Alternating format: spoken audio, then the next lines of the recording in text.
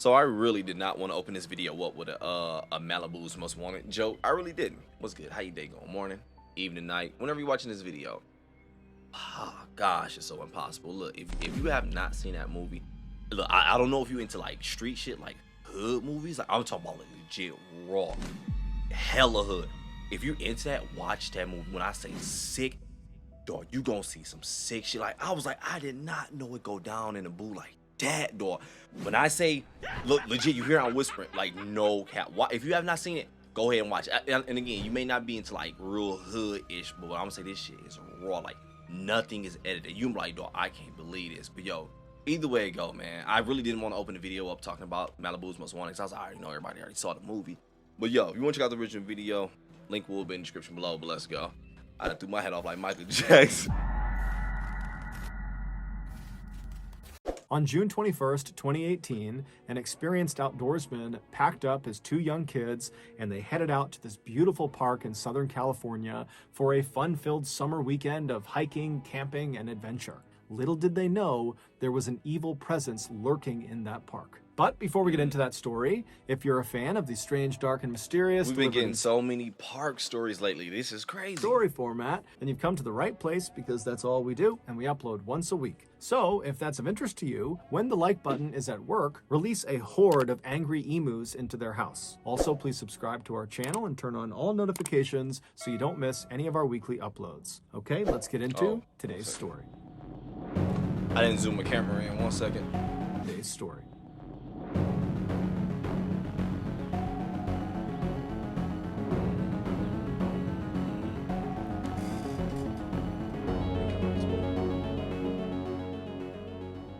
On the morning of Sunday, June 17th, 2018, 35-year-old Tristan Baudet pulled his phone out of his pocket to check the weather forecast for Orange County, California. Orange County is this beautiful suburb located right between Los Angeles and San Diego.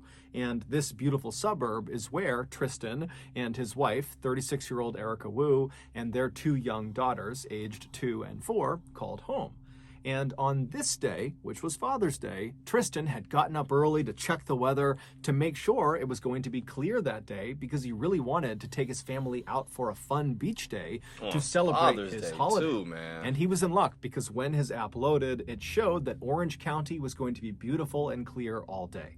Although, even if the weather had come back as rainy and horrible and cold, Tristan was the kind of person who still would have wanted to go to the beach. Because for Tristan, anything outdoors was really awesome. That was his happy place, being out in nature. Whether it was going to the beach or going hiking or camping or just throwing a frisbee around outside, he didn't care. If he was outside, he was good with it. And even though his daughters were still very young, they both already had totally fallen in love with nature, just like their dad had, which made Tristan just so happy, because now he had these two little sidekicks that would go with him on all of his outdoor adventures. As for Tristan's wife, Erica, she did love the outdoors, but maybe not as much as Tristan did.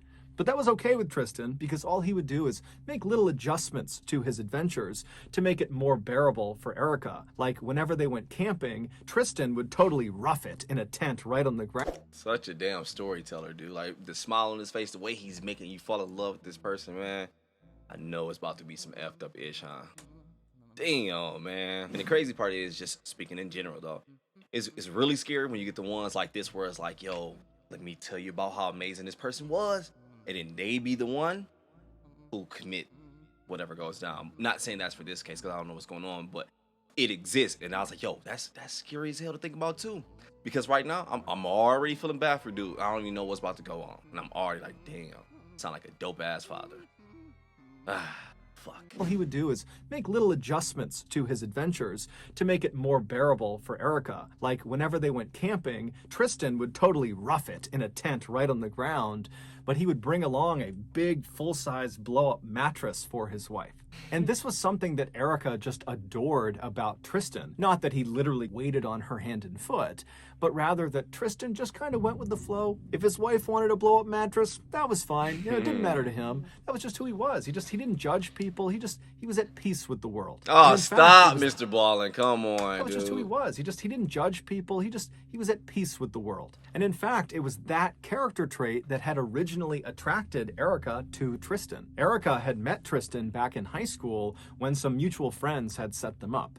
Tristan didn't have a date to a dance at his school, and so the friends were kind of like, Erica, go with him. And so Erica would agree to go. And on the night, she actually met Tristan for the first time. She's laying eyes on him for the first time. He was a sight to behold.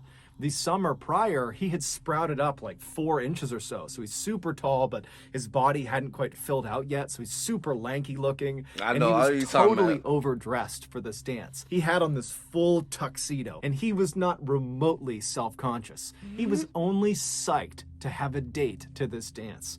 And during this dance, Tristan would just oh my gosh, man. I told you once before. Hey, low-key envy people. No, I ain't gonna lie, I'm jealous of it. You shouldn't be jealous. I know.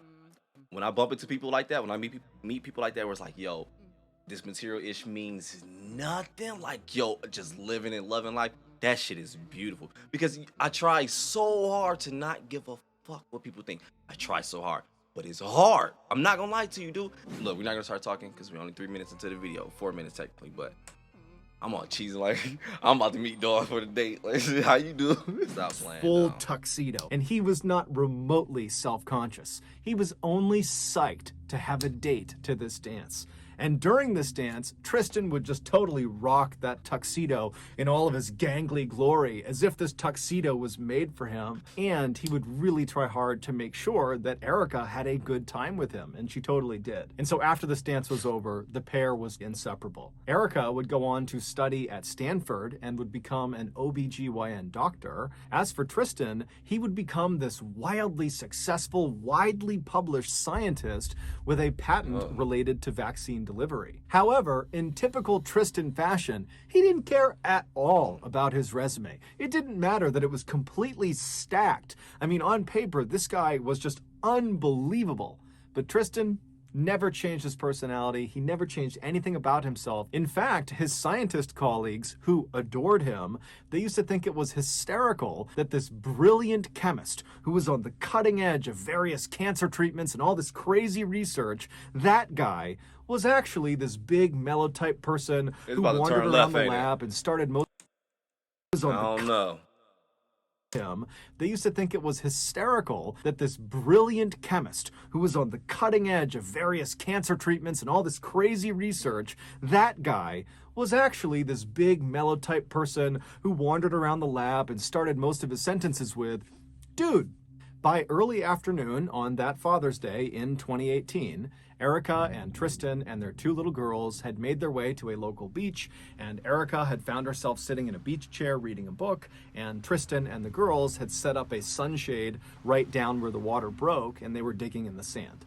And so over the course of that afternoon, Erica, she's reading her book, and periodically she would look up and she would see Tristan and the girls digging in the sand or making sand castles. And then at some point, Tristan and the girls, they would get up and abandon their dig site, and they would run into the water, and then they would run back to shore right as the waves were breaking, trying to kind of escape the waves. And the 2 little girls thought this was so much fun, and they were laughing hysterically and screeching with excitement as the waves crashed at their ankles. These are tiny little waves. And at some point, Erica, she's looking up watching this, and she sees her 2 little girls having a blast, and she sees her husband flash her this big grin because he knows this is totally funny. And at that moment, Erica suddenly felt herself feel something that she didn't always feel these days, and that was just contentedness, happiness. Tristan, because he was this totally laid-back guy, he was able to just kind of enjoy life as it came to him. But Erica, she couldn't do that. She was a constant worrier, and that was largely because when she was just 8 years old, she lost her father. And it was this totally traumatic experience that really upset her childhood. It was just devastating for the family. And so ever since then, she had developed this very real paranoia that no matter how good her life was, that at any second it was going to be ruined by something horrible happening. You be watching every little thing around. You be like, what if that happened? What if this happened? All right, make sure this happened. Boom. All right, I got this protection. Boom. Man, that shit get annoying as hell sometimes. And the whole time it's like, bro, it's like, dog, chill. Just enjoy the damn moment. I'm not gonna lie though, the selfish side of me though, I don't know what's about to happen, but I only thing I want, nothing happened to them little girls. Developed this very real paranoia that no matter how good her life was, that at any second it was going to be ruined by something horrible happening to her. But as she sat in this chair, watching her husband smiling at her and seeing her kids playing with him, it was just this perfect moment. And so Erica would put the book down and she would get up and run into the surf to be with her family. Little did she know, something horrible was about to happen. Everybody loves pizza. Hell yeah. And so Erica would put the book down and she would get up and run into the surf to be with her family. Little did she know, something horrible was about to happen. 4 days later, on June 21st, Erica was home studying for this big medical exam she was scheduled to take the next day. But at the house with her was her husband and her 2 little girls. And so the house was totally chaotic and loud, and it was obvious to Tristan as he looked over at his wife that she was really struggling to focus. And Tristan also knew that they were a week away from moving. They were moving to San Francisco. They had just put a deposit down on a house. They had some family up there, so it was a smart move to make. But they still had a lot to do for this move. And so Tristan's looking at his wife, knowing that, the stress levels have got to be through the roof for her. And so Tristan decided he would just take the girls and head out for the weekend to make sure Erica had the time and space she needed to prepare for this test, and also just maybe to be alone and have some peace and quiet. And so Tristan made a couple of phone calls, and then after he was done, he talked to Erica and he told her that he had just made reservations at this campsite up in Malibu, California. Malibu is another beautiful Southern California town located about an hour and a half north of Orange County. It's where a lot of celebrities live. It's a very rich part of California. And he tells Erica that he had made reservations in this campground that's out there, and that he had called his brother-in-law named Scott, who had 2 young kids himself, ages 3 and 5, and they were all going to go there together and spend the weekend at this campsite. Now, Erica was very thankful for her husband for being willing to do this, because she did need the time and space to study, but she immediately was just concerned about it because, Tristan, he would take the girls and go out on all sorts of adventures all the time. And she's a but warrior. He had never gone camping overnight without her there, and so her reaction was to worry about it. But Tristan, who knew his wife very well, told her, "Don't worry, I will take great care of the kids. It's a place that's totally public. It's an amazing campground. There's loads of people around. It's totally safe." And so eventually Erica was convinced, and so Tristan began packing the car with all the camping supplies and the kids' toys. I get it. I really do. Because it is easy for my girl to convince me, like, yo, chill out. You think it's hard, boom, boom, boom. Whatever, I'll calm down. But as soon as that moment starts, it'll go right back up. Like, oh shit, what's going on? Why did it ring 2 times? Oh my god, man. Oh shit, I get that part, dude. It's kind of sounding like one of those stories where it's about to be some Nick Crowley shit, huh? Is she gonna flip? I don't know. Or is something gonna happen to her? Amazing campground. There's loads of people around. It's totally safe. And so eventually Erica was convinced, and so Tristan began packing the car with all the camping supplies and the kids' toys and the kids' bikes. And as he's doing that, and the girls are really excited about this camping trip, Erica still found herself thinking, I hope they cancel this trip, because she just couldn't help feeling like something bad was about to happen to them. But Tristan did not cancel the trip, and after the car was all packed and the girls had been tucked into their car seats in the back seat, Tristan kissed Erica goodbye and said he would see her in a couple of days, and good luck on your test tomorrow. And with that, Tristan hopped into the car, he backed out of the driveway, and Erica watched as he pulled up the road and headed north towards Malibu. After studying well into the night, Erica finally went to sleep, and then the next morning she got up early because she was nervous about the test. She was anxious about her husband and her kids, and so she's up early. And because at the end I'm gonna be saying she should have went with her first instinct, huh? I can already tell. And being a warrior, I'm not gonna lie, it's hard to go by that logic. I mean, it's a good one. Not gonna lie to you, it's hard to go by that motto, I should say. But at the same time, when you're a warrior, not gonna lie, it's not always the best idea, because you will find yourself missing out on so much ish where it's like, damn, that actually would have been a good trip. Damn, that actually would have been fun. This actually would have went this way. Like, damn, I actually would have did this. But the whole time before it's happening, it's like, nah, because you're thinking that if moment. Like, well, nah, if this, or I fucking hate it. Being well into the night, Erica finally went to sleep, And then the next morning, she got up early because she was nervous about the test. She was anxious about her husband and her kids. And so she's up early and she's getting ready. And as she's getting ready, she hears a loud knock on the front door. She looks at her clock and she sees it's 6:45 in the morning, and there was no reason for anybody to be knocking on her door that early in the morning, maybe unless it was Tristan, but he wouldn't be knocking on the door, he'd just be coming inside. And so apprehensively, she walked out of her room and went to the front of the house, and then she opened the front door. And as soon as she saw who was standing there, she knew something was wrong. Police. All right, yeah, so hopefully we got a few chuckles in the beginning of the video, because ain't no more coming up, huh? I'm gonna leave all the links for Mrballen sponsors in the description below as well, though. Experienced BetterHelp therapist. That's BetterHelp.com. Get 10% off your first month at betterhelp.com/Mrballen. It's also linked below in the description.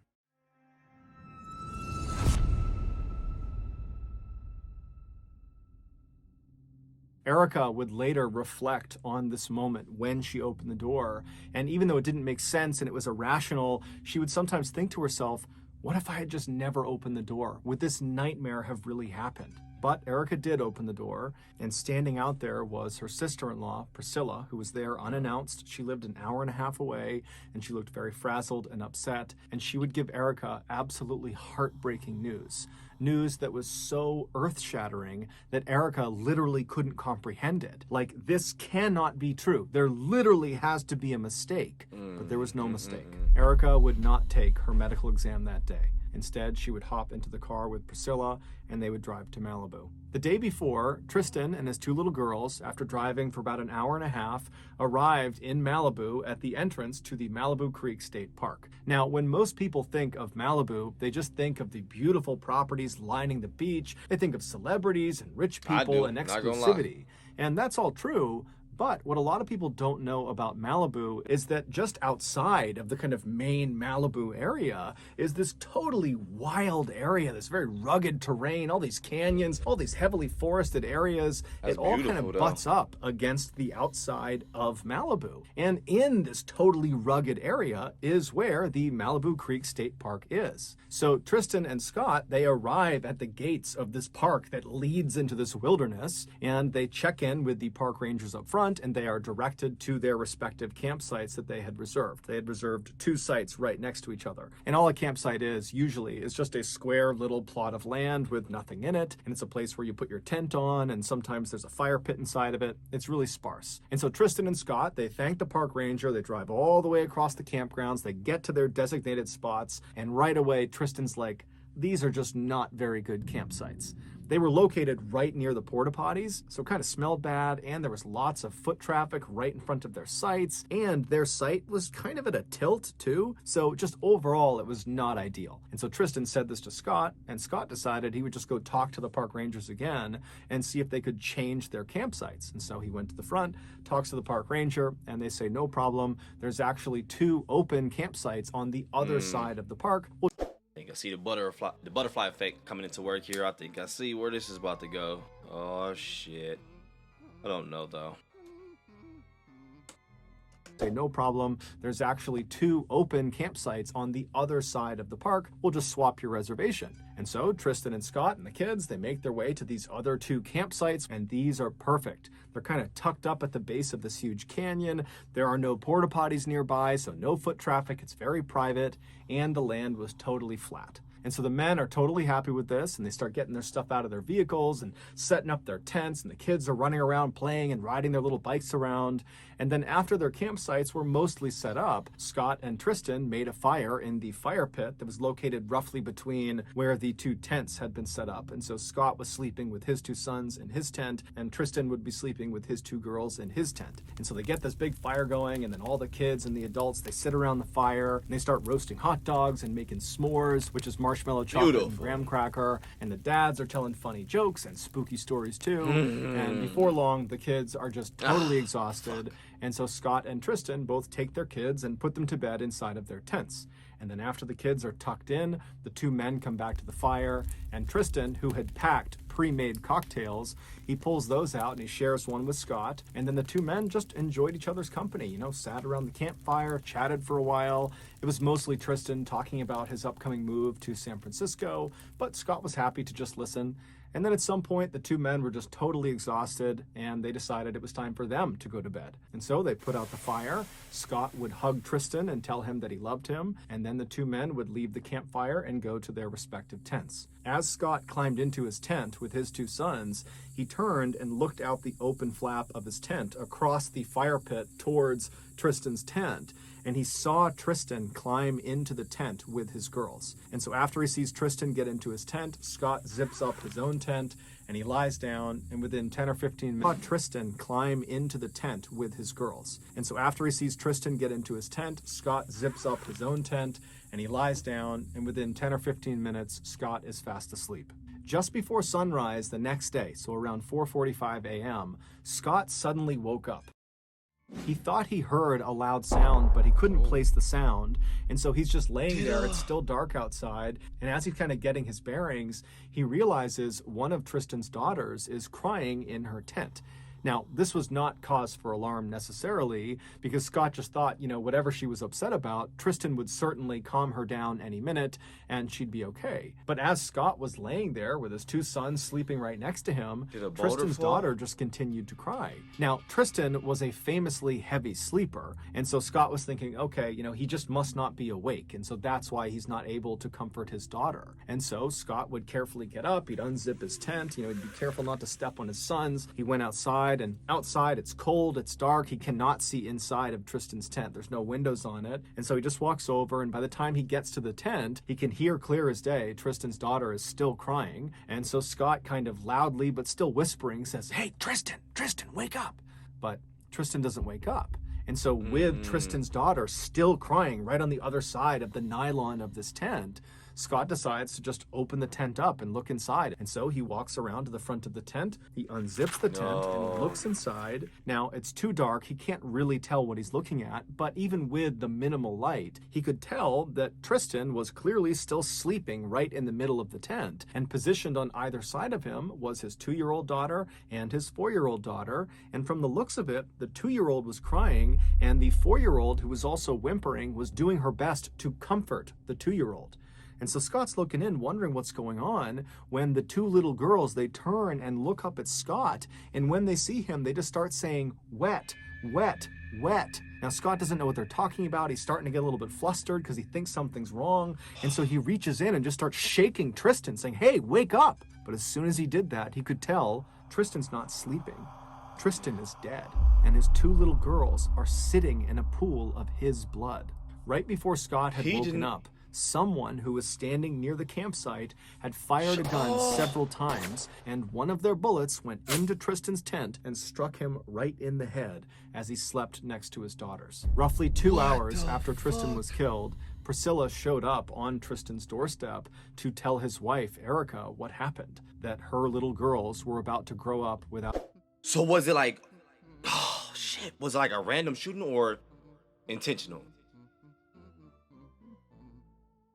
Not gonna lie though, I do feel like that shit was not gonna lie, I feel like it was intentional. I'm about to go back real quick though, because he did say multiple shots. If it was multiple shots, dude, that legit sound like someone was trying to hit multiple people in there. Campsite had fired a gun several times, and one of their bullets went into Tristan's tent and struck him right in the head as he slept next to his daughters. Roughly 2 hours after Tristan was killed, Priscilla showed up on Tristan's doorstep to tell his wife, Erica, what happened, that her little girls were about to grow up without a father, just like she did. This news absolutely destroyed Erica. A 42-year-old man named Anthony Rauda would be arrested and charged with Tristan's murder. Rauda had a long criminal history, and at the time of Tristan's murder, he was living illegally in this park up in the canyon nearby, and when he was arrested, he was in possession of a gun that was ballistically linked to the bullet that killed Tristan. His trial is still ongoing because Rauda keeps firing his defense attorneys, which delays the trial. While Rauda has said he's innocent, he did didn't do this, his behavior in court so far has not made him look any more innocent. He has been so violent and erratic during the initial court proceedings that when he goes into court, they have to strap his wrists and his legs into a chair and put what's called a spit hood over his head, which prevents him from spitting on people and biting people. Assuming he was the shooter, that he was responsible for shooting Tristan, which most people believe he was, and there really is an enormous amount of evidence that supports this, but again, his trial is still ongoing. But if we assume he was the shooter, the theory is it was completely random. He did not know Tristan. He basically just ongoing. But if we assume he was the shooter, the theory is it was completely random. He did not know Tristan. He basically just fired his gun either intentionally into the tent or recklessly, and he just happened to fire into the tent. But either way, one of his bullets struck Tristan in the head and killed him. Meaning Tristan was literally just in the wrong place at the wrong time. And if this case wasn't heartbreaking enough, one more distressing detail is that this shooting was not the first shooting in or around this campground. In the year leading up to Tristan's death, there were an astounding 6 other shootings, 2 of which happened literally in the campground right where Tristan was killed. Now, none of these... Oh my God! What the fuck? I get it. When they come to business, they be trying to do everything they can to keep business going, whatever, keep people coming and visiting, paying everything, because it's all about a dollar bill. This shit is ugly, dog. But something like this 6 times, did he say in the past year? Let me go back. 6 times, man, people need to be aware of that. And especially if no one has been caught and it's just going on. Stop playing with me. Stop it. Cut it out. Let me see. Did he say in a year? Breaking enough. One more distressing detail is that this shooting was not the first shooting in or around this campground. In the year leading up to Tristan's death, there were an astounding 6 other shootings, 2 of which happened literally in the campground right where Tristan was killed. Now, none of these other shootings were fatal, but in all 6 cases, the shooter or shooters were never caught, and the Malibu police just kind of didn't investigate. It wasn't until Tristan got shot and killed in this campground that the stories of all these other shootings that never got solved came out, and people are looking on a map saying, wait a minute, there's all these shootings unsolved with a rogue shooter or shooters out and about right here, right over this campground, and we haven't shut down the campground, and we haven't told the public that there's potentially a uncaught shooter roaming around this campground. Why is that? Now, the answers to... And honestly, I don't even think this is a for the business one. A business move, I should say. Probably was, though. I think it was more of the area, the location, because, you know, can't have that happening here. Oh, no, not in Malibu. That don't go down here. No. Can't get that out to the public. No, come on now. This is California, baby. This is the life. Right here, right over this campground, and we haven't shut down the campground, and we haven't told the public that there's potentially a uncaught shooter roaming around this campground. Why is that? Now, the answers to those questions we don't know now, but they will likely come out during Anthony Rauda's trial, where he's being charged not only with killing Tristan, but also for all of those other shootings. In the meantime, Erica has filed a $90 million lawsuit against several agencies, saying that her husband had no idea there was this threat of an uncaught shooter at that campground, and had authorities put any sort of warning up, Tristan never would have taken his kids inside of that park, and he... I ain't gonna lie, I don't think they're gonna give you no 90 mil, but that's bullshit. Because no matter how much you get back, it don't matter. Can't buy this person back. Don't work that way. Just arrest. Man, them little girls. Oh my gosh. And their fucking father was amazing. They dog. Oh my man. Oh shit. That shit just put me in the feels. I just thought about the beginning, dog. I ain't gonna cry again. They was gonna have a dope ass life growing up. I'm not gonna lie. I'm calling it now. Don't care. I guarantee they would have, man. That's the shit he loved, man. He sound like he ain't trapped in technology and all that shit and material shit. Man, he sound like he is about to be a dad, a husband, dog. Even had me put my suit on at the beginning and meet him up at the Waffle House. Rest in peace, dog. Damn. Trump would have got rid of dog. I don't care what you say. A $90 million lawsuit against several agencies saying that her husband had no idea there was this threat of an uncaught shooter at that campground, and had authorities put any sort of warning up, Tristan never would have taken his kids inside of that park and he would be alive today. Her lawsuit is still ongoing. Damn, man. That's crazy. After watching our Rest in videos, peace, people Tristan. often approach me and ask, how That's why I called out the whole I see the butterfly effect happening on the bathroom part. I saw it happening, man. Because it was like in my head, I was like, before he got to it, I was arguing. I was like, do I want him to say, no, they can't change because we're all out? Or do I want him to say, yes, change because you can, just because you can? But I was like, what if, which one lead to the one that's going to happen to, now we know what happened. Rest in peace, Tristan. I was like, dang it, I want the opposite. I don't want to choose the one. Because in my head, I'm trying to choose it, even though I can't, I know it. But it was like, I knew it. Once he told us, though, when the reality kicked in on my ass, once he told, I was like, yeah, I mean, I see where the story is going, though. Obviously, we got a freaking story about it, so I see where it's going. Gosh, and I am not smoking indica, though. I don't know why I hopped in my feels on the last 3 damn videos like that, man. But yo, either way, I'm gonna go ahead and get up out of here. Enjoy my day. You go ahead and do the same thing. Enjoy your day, morning, evening, night. I am so sorry to that mom and her kids, man. She had a dope ass husband. Sound like I don't know what was going on behind closed doors, but hey, I'm gonna fucking assume right now. I think they had a dope ass dad and she had a dope ass husband. I really believe that. And that shit was stolen. There's even if she get 95 mil, there's nothing she can do to get that back. It sound like maybe, possibly, these kids are gonna grow to be adventurous, just like their dad, be someone who's really involved with family, really outliving seeing this world or whatever. They had the perfect balance. They had their dad who was like that, and they had their mom who was on the end like, all right, I'm gonna kind of watch out, see what's going on, make sure everything's okay. She go, that fucking guilt is gonna fucking eat her up. She gonna always think about it like, yo, the one time I do decide to let someone calm me down and take me out of worrying, then that's when it goes left. Out of all the other times where it's like, you know what, when I was tripping, okay, after you see it was like, okay, I was tripping, maybe it could happen. Okay, I was tripping, it could happen.